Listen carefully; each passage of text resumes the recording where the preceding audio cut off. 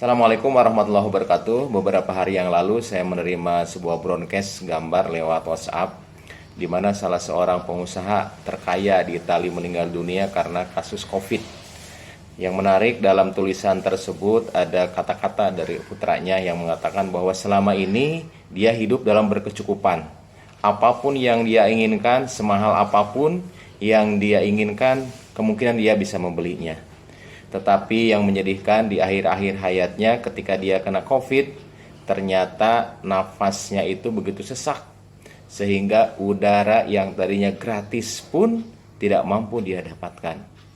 Nah, terlepas dari kebenaran gambar ini dan video ini atau tidak, saya berusaha tadi mencarinya, tetapi ada hikmah di balik itu mungkin yang bisa kita pelajari untuk kita bersyukur lebih dalam lagi atas nikmat Allah.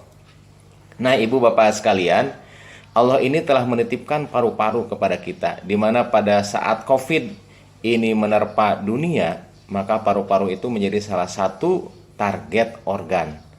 Paru-paru itu seakan-akan tenggelam di dalam air sehingga penderita merasa sesak.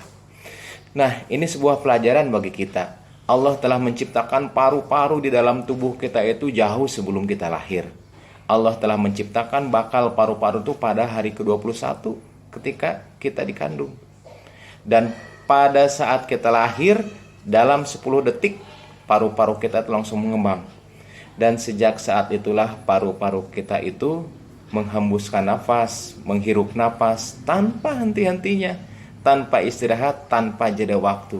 Dan hebatnya lagi, paru-paru bernafas tanpa kita sadari dan tanpa harus kita kerjakan melalui autoregulasi yang ada di otak.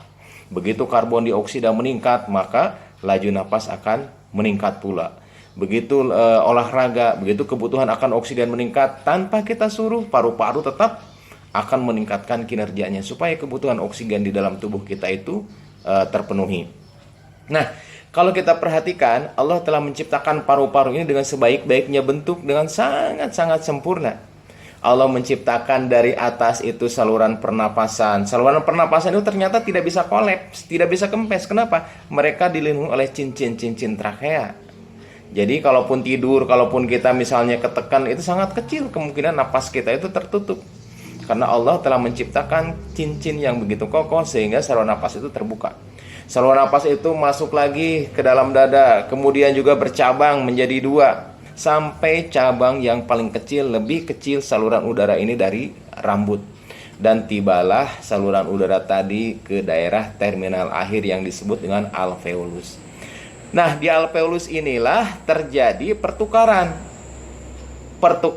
udara yang masuk ke dalam paru-paru, yang kaya akan oksigen, kemudian nitrogen, kemudian ditukar dengan hasil metabolisme yang ada di dalam tubuh, CO2 keluar. Kemudian juga di alveoli itulah oksigen akan masuk ke dalam pembuluh darah dan kita tidak akan sesak napas setelah itu. Dan ternyata di dalam tubuh kita ini Allah telah menitipkan antara 300 sampai 500 juta alveoli.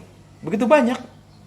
Dan kita tidak tahu dan kita tidak pernah menyadari bahwa Allah telah menitipkan sedemikian detail.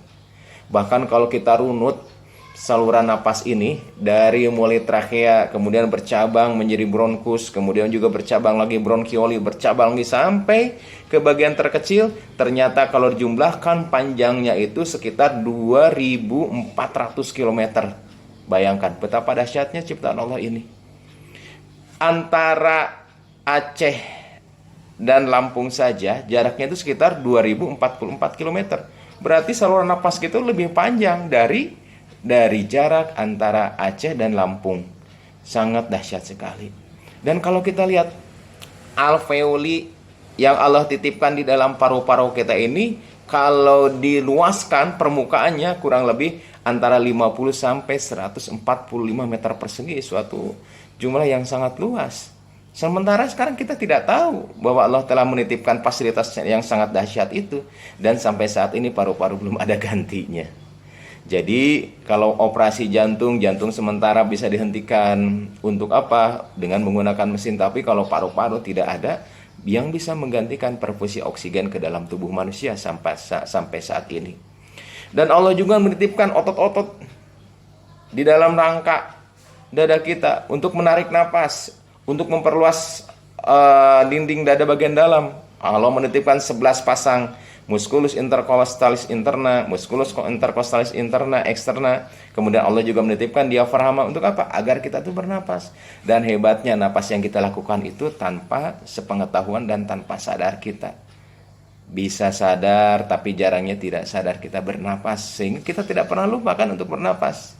Jadi itulah kehebatan-kehebatan Allah yang dititipkan kepada manusia. Jadi kalau kita nurunut lebih dalam lagi, memang kalau kita jumlahkan rata-rata orang dewasa bernapas itu sekitar 16 kali per menit. 16 kali napas, 16 kali napas. Kalau dijumlahkan per hari sekitar 23.000 kali kita bernapas. Suatu jumlah yang sangat besar.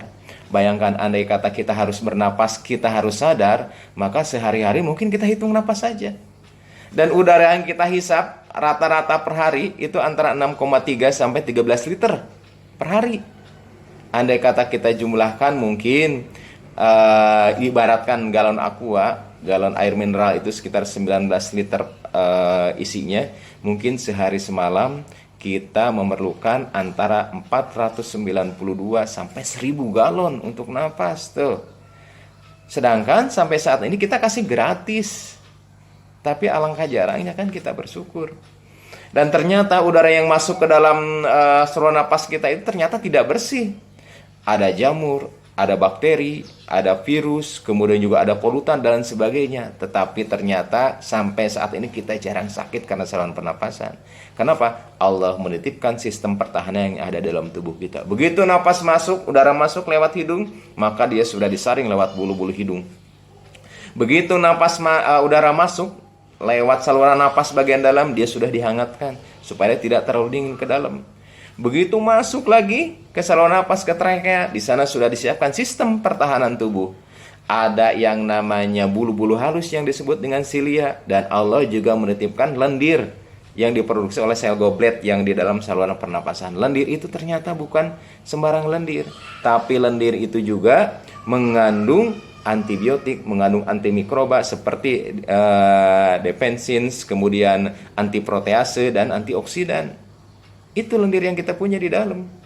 Dan kemudian juga ada di sana ada sistem pertahanan tubuh berupa apa? Berupa neutrofil, kemudian juga ada imunoglobulin, T cell dan B cell di sana. Jadi sistem alutsista yang telah Allah titipkan untuk memproteksi tubuh kita ini dari serangan-serangan virus, infeksi, bakteri, kemudian juga fungi dan sebagainya, Allah telah titipkan, telah sediakan di dalam saluran napas ini. Dan semua ini tanpa kita minta, tanpa kita sadari, dan makanya kita jarang untuk bersyukur.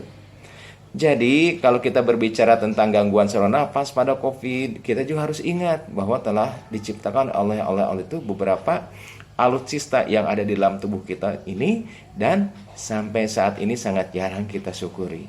Oleh sebab itulah marilah kita sama-sama mengambil pelajaran dari kasus-kasus demi kasus ini, bahwa selama waktu kita hidup berapa tahun ini, ternyata Allah lebih banyak menitipkan waktu sehatnya daripada waktu sakitnya. Dengan COVID ini Allah ingin menegur kita, yuk, udara yang tadinya bebas, yang tadinya kamu hirup sekitar 500 sampai 1000 galon per hari, kita sekarang merasakan betapa berharganya udara bebas ini. Allah berfirman di dalam Al-Quran surah Al-Mulk ayat 23, Qulil ladzi ansha'akum wa ja'ala lakumus sam'a wal absara wal afidah qalilam ma tashkurun.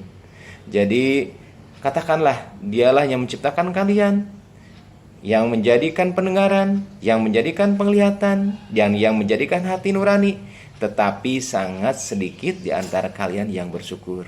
Maka dengan peristiwa ini, marilah kita banyak-banyak bersyukur agar Allah menambahkan nikmat sehat kepada kita dan menutup azab. Assalamualaikum warahmatullahi wabarakatuh.